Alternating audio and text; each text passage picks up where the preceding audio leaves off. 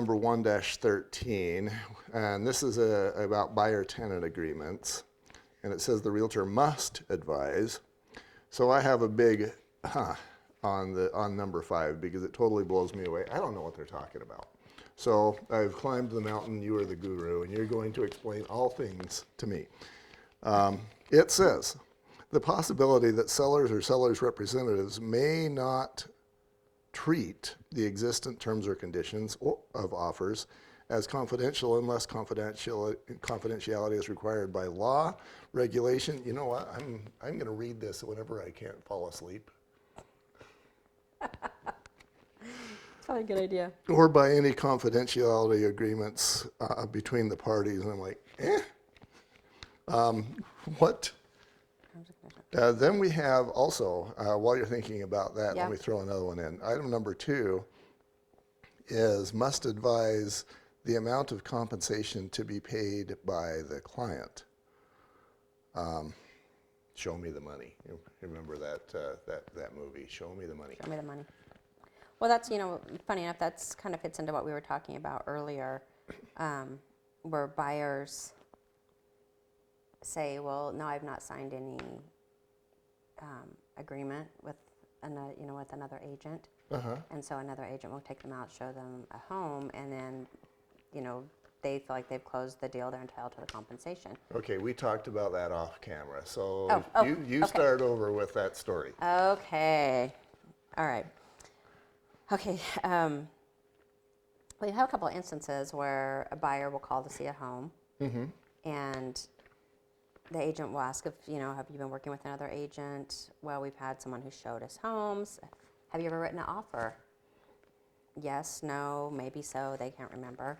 Have you signed a buyer broker agreement? And nope, we haven't. We've never signed anything like that. Okay, so then you feel like you're good to move forward with the client and go show them homes.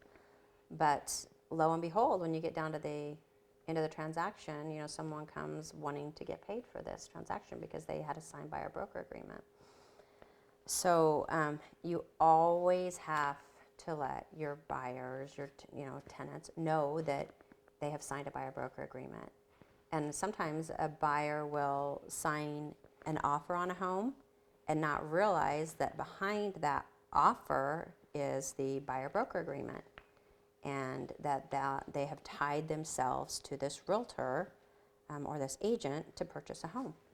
This goes, to me, it goes into the communication department, and I know a lot of realtors, and I understand why. A lot of realtors are hesitant to put this buyer broker agreement in front of somebody and says, sign this, and this means that you're mine.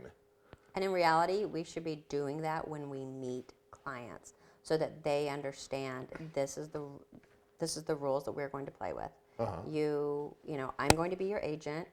I'm looking out for you, and in return, you owe me loyalty. We work together. We're a team. We're going to go find you a killer house. We are going to do this together. That's actually a good question. I presume that the right way to do it is basically the day that you meet them. Yes. You can find a way to put that paper in front of them and say, here, sign this. And that's hard. It is hard. Some people don't want to sign that when they first meet you because they don't know you yet. They don't know that you are going to, be their watchdog, and so they don't want to sign that yet. Right. And there are some realtors, I've used one or two, who, like, after I started to see how they worked, I would have wanted to fire them. And you can do that.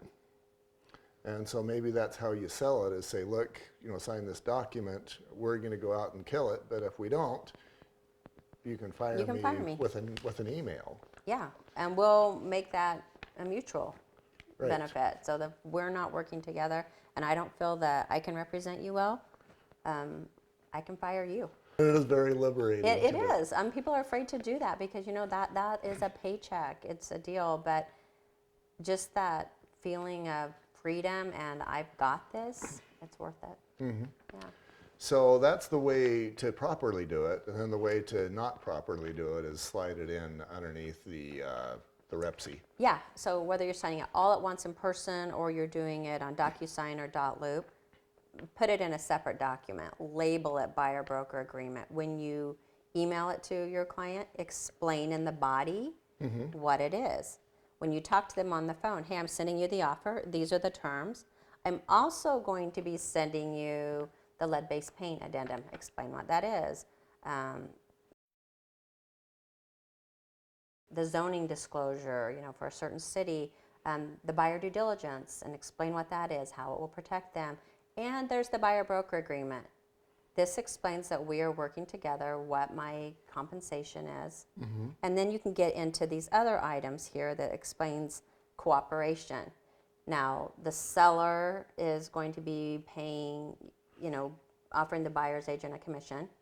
So you may not have to pay anything, and discuss that with them. If your buyer broker agreement says I'm going to be paid X amount, and the buyer's and the listing agent is only offering, Y, then is your client going to be responsible for the difference? Or are you willing to take whatever is being offered? I mean, they need to know those terms up front because it all impacts their financing. Am I going to have to come up with extra money to pay my agent? So I'm going to say that doing as you suggested via email checks all the boxes. Yes, and it's good because you've got it in writing and they cannot say, they never told me. And that does come up in complaints. Well, they never told me. And it's he said, she said. Right. That checks even one more box. Yeah. It's got to be done in writing. Yeah.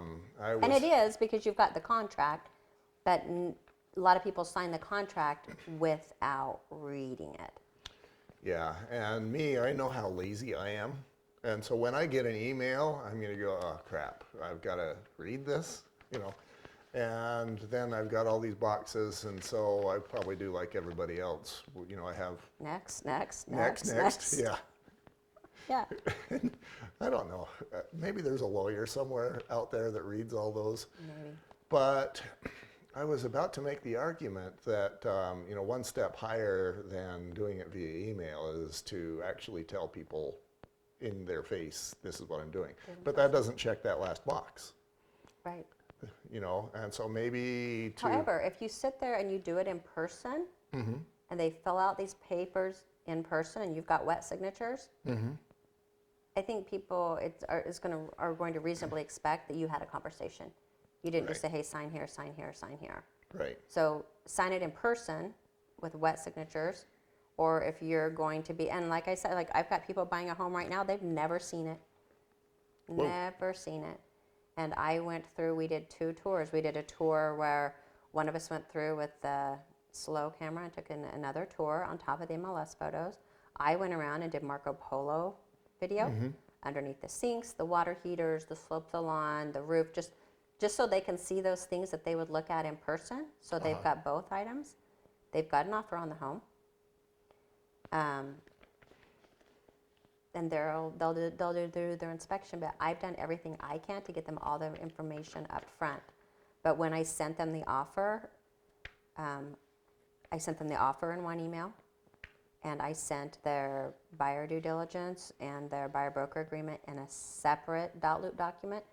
So they aren't signing them all at once. They're signed separately. And then in my body, I said, this is what is in this document. And I had the conversation on the phone. So I've done everything that I can to separate them as much as I can.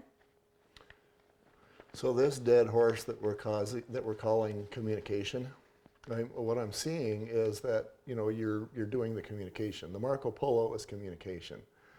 Doing things in separate emails is communication. Telling them, this form does this and that form does that, that's communication. And apparently you've communicated well enough that they trust you to buy a home, never having seen it. It's terrifying. It's happened a few times. Investors, it's different. They don't mind so much. But, they're like, great, will it get me my return that I want? And it's all in pretty good shape. Fantastic. But for a primary homeowner, it's a little nerve-wracking. Yeah. Yeah. Yeah. That one of the reasons why they trust you, besides your knowledge and confidence, is your communication. I think communication, and they did come out a month ago, and we did spend time face-to-face. I got to know what they're looking for. We could have chosen a home in those 2 days, but we didn't find what they wanted. And so they said, we'll just keep looking. And when we find a home that we really like, we'll go ahead and make an offer. But we took that time, and it's taken us a month to find what we've wanted. And I've gone out and taken other tours and looked at other homes, and this is the one that we felt comfortable with. Awesome. Well, that's what you can do when you do things right. We'll be back.